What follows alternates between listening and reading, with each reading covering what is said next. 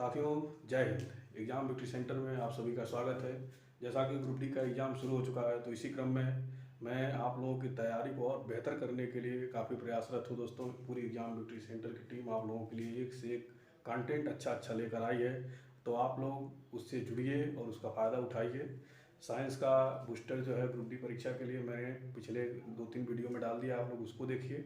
और आप लोगों को मैथ्स बेहतर हो जाए, मैथ्स जो आप लोगों को डर लगता है, आप लोगों की मैथ्स में पकड़ अच्छी हो जाए, इसके लिए ग्रुप डी एग्जाम्स रेलवे द्वारा जितने भी परीक्षाओं में पूछे गए हैं मैथ के प्रश्न, तमाम कई टाइप्स के प्रश्नों का हल मैं आपके समक्ष यहाँ पर आपके सामने करूँगा। और आप लोग इसे सीखेंगे काफ़ी आसानी तरीके से, जिससे आप लोग अपने परीक्षाओं में जा करके इस प्रकार के प्रश्नों को हल कर पाएंगे और अपना स्कोर बेहतर बना पाएंगे। तो दोस्तों, इसी क्रम में आप लोगों के लिए मैं मैथ का प्रैक्टिस लेकर आया हूँ और लगातार आप लोगों को कराता रहूँगा, जिससे आप लोगों के अंदर जो मैथ का डर है वो ख़त्म होता जाएगा और लगभग आप लोग सारे क्वेश्चन हल कर पाएंगे। तो आइए शुरू करते हैं हम लोग आज का अपना सेशन। ठीक है दोस्तों, पहला क्वेश्चन है हमारा, दो कंटेनरों में अम्ल और पानी क्रमशः 3 संबंधे 1 तथा 5 संबंधे 3 के अनुपात में मिश्रित है। एक नया मिश्रण प्राप्त करने के लिए जिसमें अम्ल और पानी का अनुपात 2 संबंधे 1 हो, दोनों प्रकार के मिश्रण को किस अनुपात में मिलाया जाना चाहिए।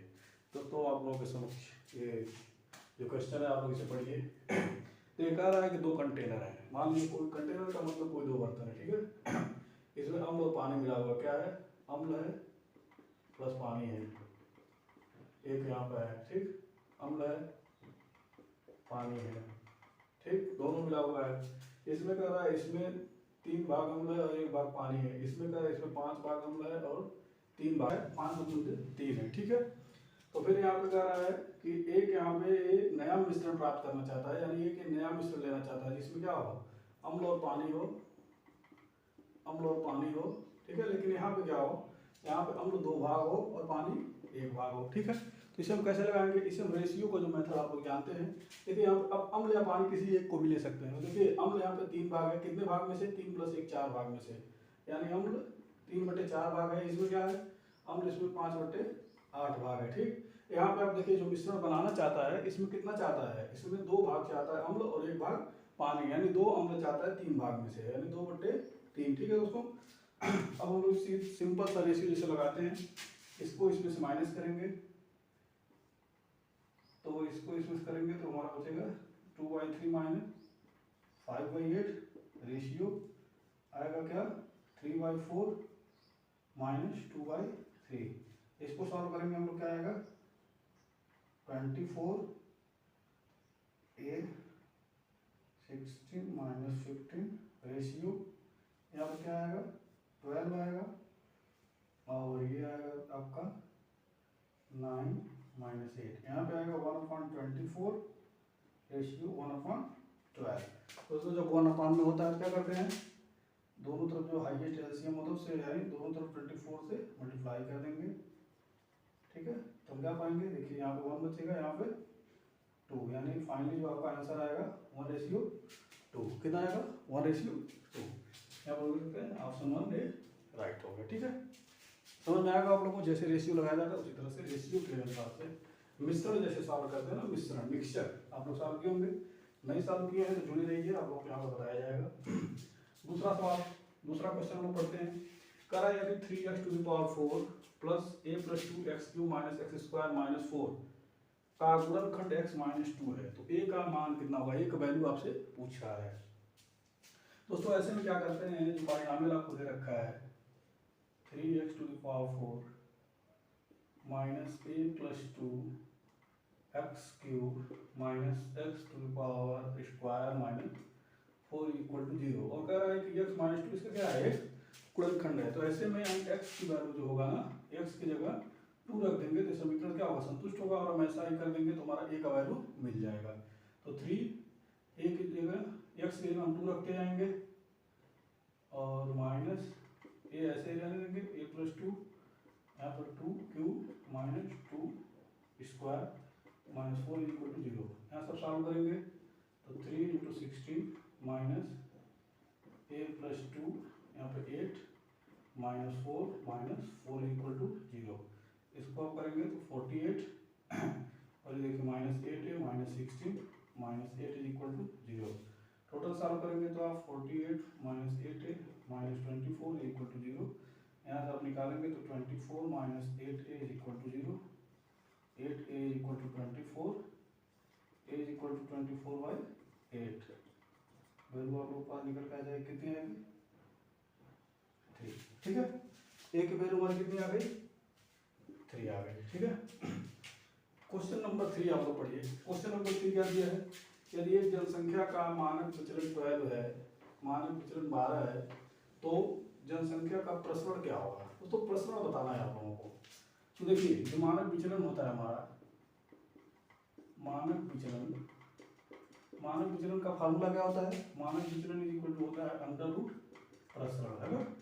तो यहाँ से आप निकालेंगे तो प्रसरण की वैल्यू क्या आएगा, दोनों तरफ स्क्वायर कर देंगे, प्रसरण मानक विचलन का क्या आएगा वर्ग, है ना। तो मानक विचलन आपको दे रखा है 12 का वर्ग करेंगे कितना आएगा, प्रसरण कितना आ जाएगा 144। आप लोग ये याद रख लीजिए फार्मूला, नहीं आ रहा है तो पता कर लीजिए। सी ऑप्शन राइट है। ठीक है, अब 8 और 20 के बीच तृतीय अनुपाती, चौथा क्वेश्चन को पढ़ते हैं। 8 और 20 के बीच तृतीय अनुपाती है। दोस्तों देखिए दो चीज आप लोगों के सामने आती है, तृतीय अनुपाती, एक मध्य अनुपाती। तो मान लीजिए कोई दो संख्या आपके पास है, क्या है, एक x है एक y है। ठीक है, तो इस x और y के बीच अगर मध्यानुपाती पूछेगा, क्या मध्यानुपाती पूछेगा तो आपको अंडर रूट एक्स वाई करना है। अगर तृतीयानुपाती पूछेगा, अक्सर देखिए गलती होती है यहाँ पे, तृतीयानुपाती जो हमारा होता है वाई स्क्वायर बाई एक्स होता है। ठीक है, कितना होता है वाई स्क्वायर बाई एक्स। ठीक है, तो वाई स्क्वायर बाई एक्स, यहाँ से आप देखिए तृतीयानुपाती, यहाँ पर क्वेश्चन पूछा गया है 8 और 20 के बीच तृतीयानुपाती। तो जो तृतीयानुपाती हमारा कितना होगा 20 का स्क्वायर माइनस 8/8। यहाँ से आप निकालेंगे 400/8, वैल्यू निकल के आएगी कितनी 50। जब इसको कट करेंगे 8 5। ठीक है, आंसर कितना निकल के आया 50। दोस्तों काफ़ी आसानी तरीके से आसान लगा होगा आप लोगों को, तो आप लोगों को समझ में भी आया होगा, ऐसा उम्मीद करता हूँ मैं। नहीं समझ में आया है तो कमेंट सेक्शन में आप बताइए जो चीज़ आपको कठिन लगी हो। ठीक है, आप लोगों को फिर से बता दिया जाएगा। और साथ ही साथ अगर कोई क्वेश्चन है आप लोगों के पास जो साथ समझ में नहीं आ रहा है, उसे आप लोग सेंड कर सकते हैं। ठीक है, तो आइए हम अपने नेक्स्ट क्वेश्चन की तरफ चलते हैं। दो छिद्र, मान लीजिए एक छिद्र है, एक छिद्र थोड़ा बड़ा है। ठीक है, कर रहा है एक छिद्र 10 मिनट में, मान लीजिए छोटा वाला छिद्र इसको 10 मिनट में खाली कर सकता है, तथा बड़ा वाला छिद्र इसको कितने मिनट में 4 मिनट में ही खाली कर सकता है। तो अगर यदि रिसाव एक निश्चित दर से हो रहा है, मतलब एक निश्चित दर से रिसाव हो रहा है यानी पानी खत्म हो रहा है, तो दोनों टैंकों द्वारा एक साथ मिलकर कितनी देर में जो है टैंक खाली हो जाएगा। तो सीधा सी बात है, पहला टैंक जो है टोटल 10 मिनट में खाली कर रहा है ना। यानी 1 मिनट में कितना खाली कर रहा है, 1/10 खाली कर रहा है ना, 1 मिनट में। इसी तरह से पूरा 4 मिनट में खाली कर रहा है दूसरा वाला, ये पहला वाला है और ये दूसरा है, और 1 मिनट में कितना करेगा 1/4 करेगा। दोनों मिलके 1 मिनट में कितना करेंगे 1/10 + 1/4। जब इसको ऐड करेंगे तो कितना आएगा 22 + 5 7/20 1 मिनट में। ठीक है, तो पूरा कितना होगा, यानी पूरा ये 20/7 यानी 2/26/7 ये राइट आंसर होगा। ठीक है दोस्तों, कितना होगा 26/7 आप लोगों को ये आ रहा होगा। अगर नहीं आ रहा है तो आप लोगों को ये पता ही होगा कि अगर एक छिद्र है जो x मिनट में तो दूसरा y मिनट में अगर खाली कर रहे हैं तो दोनों मिल करके x +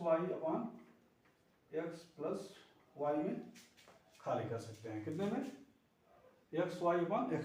इस हिसाब से भी आप निकालेंगे तो क्या निकालेंगे 10 × 4/10 + 4 कितना होगा 40/20 या 20/7।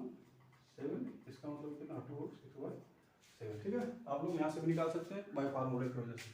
तो डी ऑप्शन राइट आंसर। ठीक है, आप लोगों को जहाँ कठिन लगे दोस्तों आप कमेंट सेक्शन में कमेंट करके बता सकते हैं। ठीक है, यहाँ पर हम लोग प्रैक्टिस करेंगे, लगभग सभी तरह के क्वेश्चंस को हम लोग हल करेंगे। ठीक है, अब देखता है सुमित के वेतन में 40% की कमी की गई और फिर 40% की वृद्धि की गई, उसके वेतन में अंतिम हानि परसेंट क्या है। तो मान लीजिए सुमित का वेतन 100 रुपये था, कितना था 100 रुपये, पहले इसमें 40% की क्या कर दी गई लॉस कर दी गई। जब इसमें 40% घटा दिया गया तो इसकी वेतन कितना हो गया 60 हो गया कर रहा है। और फिर इसके बाद 40% की वृद्धि, यानी 60 में 40% का वृद्धि करेगा, 60 का 40% कितना आएगा 24, यानी 60 में 24 जोड़ दीजिए फिर इसका वेतन कितना कर दिया गया 84, यानी अब इसका वेतन जो आया है 84 आया है। तो कह रहा है फाइनली जो है, फाइनली इसके वेतन में अंतिम हानि परसेंट क्या है। तो देखिए पहले कितना था 100 था, अब कितना हो गया 84, अंतर कितने का आया 16% का क्या है हानि आ गया। ठीक है ये तो हो गया हमारा बेसिक फार्मूला। बेसिक फार्मूला, बाकी फार्मूले से आप लोग जानते हैं अगर x% की कमी की जाती है, x% की कमी की जाए और फिर x% की और फिर y% की वृद्धि की जाती है, तो फाइनली जो रिजल्टेंट होता है कितना होता है x minus Y minus X Y अपन 100। ठीक है यहाँ सब लगाएंगे तो 40 माइनस 40 और माइनस 100, यहाँ सब लोग देखेंगे तो कितना आएगा -16 आएगा, जहाँ पर -16 दोस्तों क्या प्रदर्शित करता है कि क्या हुआ है हानि हुआ है। ठीक है ये फार्मूले से आप लोग लगा सकते हैं और ये बेसिक फार्मूला है। तो यहाँ से बी जो है हमारा राइट है। ठीक है अब अगले क्वेश्चन जो हमारा 7वां क्वेश्चन है, 5 क्रमागत संख्याओं का औसत 12 है। 5 क्रमागत संख्याओं का औसत 12 है। दोस्तों औसत क्या होता है कह रहा है 5 क्रमागत संख्याओं का औसत 12 है, तो सबसे बड़ी संख्या और सबसे छोटी संख्या का गुणनफल का मान क्या है। तो औसत होता क्या है कुल संख्याओं का योग बटे कुल संख्या। ठीक है मतलब जितनी संख्याएं हैं उतना यही औसत होता है। तो 5 क्रमागत मान लीजिए पहली संख्या x है, दूसरी क्या हो जाएगी x+1 हो जाएगी, तीसरी x+2, चौथी x+3 और पांचवी क्या होगी x+4 होगी, है ना। ये 5 संख्याएं हैं, इनको तो हम औसत निकालते हैं। औसत बराबर हमारा क्या होता है सभी संख्याओं का योग, यानी x+1 फिर यहाँ पर प्लस x+2 फिर यहाँ पर प्लस x+3 फिर यहाँ पर प्लस x+4 और टोटल कितनी संख्या है 5 और इनका औसत क्या दे रखा है 12। ठीक है दोस्तों यहाँ से आप लोग निकालेंगे तो ये 5x और 4 3 7 2 1 9 10। ठीक है यानी 5x + 10 = इसका मल्टीप्लाई हो जाएगा 60। ठीक है यानी 5x = 50, x की वैल्यू कितनी आ गई 10। तो आप यहाँ देख सकते हैं x की वैल्यू कितनी आ गई 10। ये सबसे छोटी संख्या है और सबसे बड़ी संख्या कौन है x+4 यानी 10 + 4 यानी 14 आएगा। तो सबसे छोटी संख्या 10, सबसे बड़ी संख्या 14। तो अब इनके गुणनफल पूछ रहा है तो 14 × 10 कितना आएगा 140। ठीक है समझ रहे होंगे आप लोग। इसको हम लोग मान लेते हैं पहली संख्या x है तो क्रमागत दे रखा है, यानी एक एक जोड़ते जाएंगे तो 5 संख्या लिख रही है हमको, 5 हम लोग लिख लिए। ठीक है अब आइए नेक्स्ट क्वेश्चन पे चलते हैं। नेक्स्ट क्वेश्चन क्या है हमारा, नेक्स्ट क्वेश्चन हमारा क्या है x² - 8x + 12 के गुणनखंड है। गुणनखंड है मतलब उसको आप लोगों को पता होगा गुणनखंड कैसे निकालते हैं। ठीक है ये द्विघात समीकरण है, द्विघात समीकरण का गुणनखंड आप लोग तरीके से भी निकाल सकते हो और वैसे भी आप लोग यहाँ पर देख सकते हैं, यहाँ पर माइनस है और यहाँ पर प्लस है। यानी आप लास्ट के जो दो होता है ना, दो ऐसे लीजिए कि जिनको जोड़ने पर तो -8 आ जाए और मल्टीप्लाई करने पर +12 आए। ठीक है तो देखिए यहाँ पे क्या रखा है -6 और -2 दे रखा है, तो आप -6 और -2 जब ऐड करेंगे तो -8 आएगा और जब -6 × -2 करेंगे क्या आएगा 12 आएगा प्लस में। तो देखिए यहाँ पर ये इसको सेटिस्फाई कर रहा है। ठीक है दोस्तों यानी ये सेटिस्फाई कर रहा है तो हमारा ऑप्शन नंबर ए राइट हो जाएगा। ठीक है और बेसिक से आप कैसे निकालेंगे इसको पता है x² - 8x + 12 = 0। इसका अगर हमें गुणनखंड निकालना है दोस्तों ये जो है ना इसको हमें ऐसे दो पार्ट में तोड़ना है कि जिनका एडिंग क्या है 8 आए और मल्टीप्लिकेशन 12 आए। तो हम देख सकते हैं x² - इसको हम 6 + 2 लिख सकते हैं, 6 + 2 8 होगा, 6 × 2 = 12 होगा, है ना, और +12 यहाँ पे 0 कर देंगे। x² अब x इसमें मल्टीप्लाई हो जाएगा -6x - 2x + 12 = 0। यहाँ पे x कॉमन ले लेंगे, x - 6 आएगा, यहाँ पे -2 कॉमन ले लेंगे, क्या आएगा x - 6 आएगा = 0 हो जाएगा। अब देखिए x - 6 यहाँ पे कॉमन है, x - 6 और ये x - 2 = 0। देखिए दोस्तों यहाँ पे दोनों आ गया, यहाँ पे दोनों आ गया। तो ये हमारा फार्मूला जिससे हम लोग जानते हैं और बाकी ये मैंने आप लोगों को तरीका बताया। यहाँ पे -8 आ जाए जोड़ने पर, ये लास्ट का देखना है, लास्ट का आप लोग साइन के साथ लीजिएगा। अगर यहाँ पर जोड़ने पर ये माइनस आ जाए जो दिया रहे और गुणा करने पर ये आ जाए तो वही इसका आंसर होता है द्विघात समीकरण में। तो ये हमारा हो गया 8वां क्वेश्चन। आइए हम लोग अपने 9वें क्वेश्चन की तरफ चलते हैं। ठीक है 9वां क्वेश्चन है कि 100 मीटर रस्सी से घिरे आयताकार मैदान का अधिकतम क्षेत्रफल क्या होगा। तो आप लोगों को देखिए ये यहाँ पर ज्योमेट्री से सवाल आप लोगों को, मेरा मकसद यही है कि आप लोगों को हर टाइप के सवाल चाहे जो जहाँ से भी जहाँ ग्रुप डी में पूछे जा रहे हैं सारे आपको हल करा दिया जाए ताकि आप लोग काफ़ी आसानी से इस चीज़ों को सीख जाएं, आप लोगों का डर खत्म हो जाए और आप लोग मैथ में अच्छा से अच्छा स्कोर प्राप्त कर सकें। तो कह रहा है 100 मीटर रस्सी से घिरे आयताकार मैदान का अधिकतम क्षेत्रफल। दोस्तों एक आयत होगा, है ना, पर 100 मीटर रस्सी से घिरा हुआ है, ये इसकी लेंथ होती है, ये इसकी चौड़ाई होती है। पर 100 मीटर रस्सी से घिरा हुआ है। 100 मीटर रस्सी से घिरे होने का मतलब क्या है कि इसका परिमाप कितना है, इसका परिमाप जो है 100 मीटर है, जहाँ पर ये लंबाई और प्लस चौड़ाई बराबर 100 मीटर। ठीक है, यहाँ से आप देख सकते हैं लंबाई प्लस चौड़ाई, मतलब किनारे हो जा रहा हूँ, लंबाई प्लस चौड़ाई बराबर क्या आ गया 50 मीटर। अब दोस्तों देखिए कह रहा है अधिकतम होने की बात कर रहा है, अधिकतम। तो अधिकतम आयत का क्षेत्रफल कब होगा, जब आयत हमारा एक वर्ग के रूप में हो जाएगा, यानी इसकी लंबाई और चौड़ाई दोनों क्या हो जाएगी, बराबर हो जाएगी। मैक्सिमम अधिकतम के लिए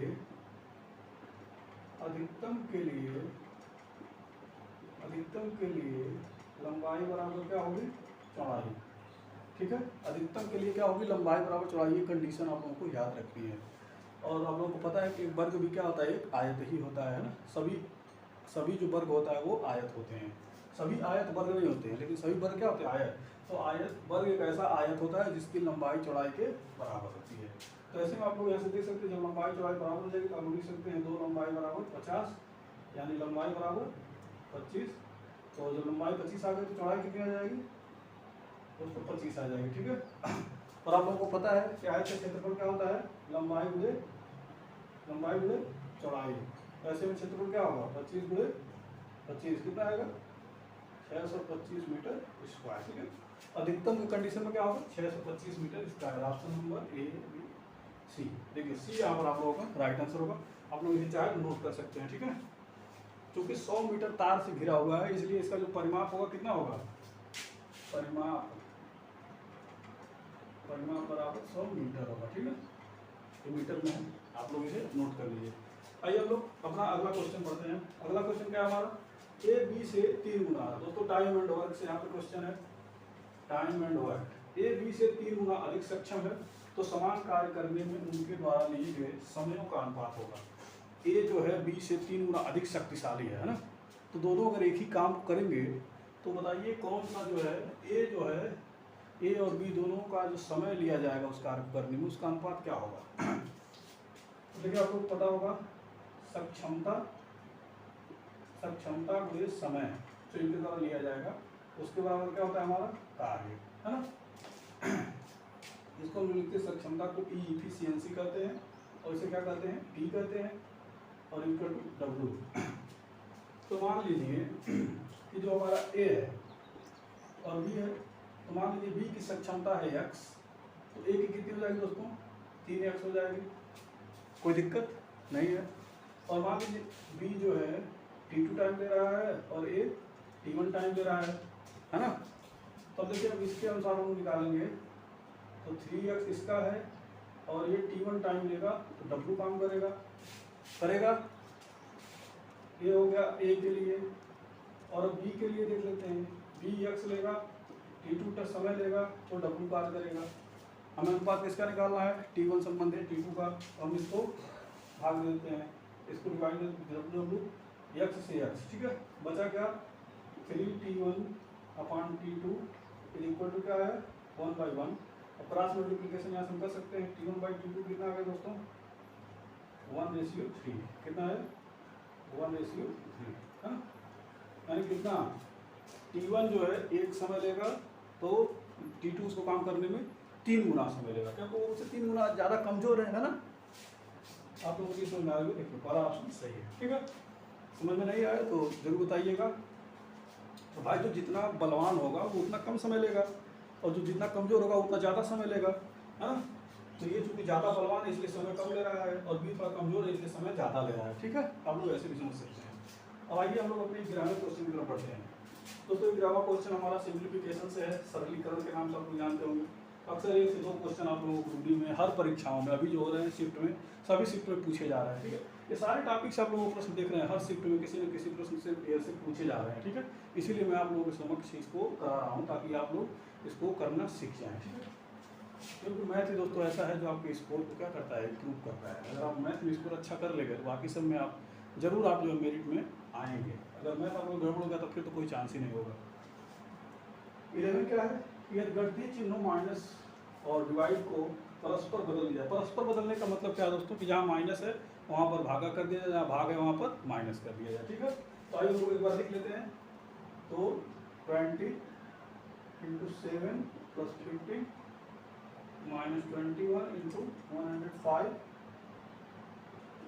95। अब हम लोग को बदलना क्या है इसमें, जहाँ भाग है वहाँ माइनस, जहाँ माइनस वहाँ भाग। बाकी सबको हम ऐसे ही रहने देते हैं। 20 इंटू 7 प्लस 50। अब देखो यहाँ माइनस है तो यहाँ पर हम भागा कर देंगे। 21 105, जहाँ भाग है वहाँ माइनस कर देंगे। ठीक है, बस यही तो करना है हमको। अब हम देखिए, अब इसमें बॉडमास का रूल इसको लगाएंगे, सॉल्व करेंगे। तो हमारा क्या होगा, 20 इंटू 7, जल्दबाजी करने को आराम से आप लोग करिए, प्लस इसको लोग 15/21 इंटू 105 माइनस 95 कर सकते हैं। ठीक है, ये देखिए 3 5 जा 51, 3 7 जा 21, 7 1 जा 7, 7 1 जा 7। ठीक है, 15 हो गया। ये आप लोग देखिए 140 प्लस 15 बचे 75 है ना, माइनस 95। अभी 140 में और 75 जोड़ेंगे तो कितना आएगा, 215। 215 में 95 घटाना है, 5 में 5 0, 11 में 2। ठीक है, 120। उसको कितना आएगा आप लोगों का आंसर, 120। देखिए राइट आंसर 20।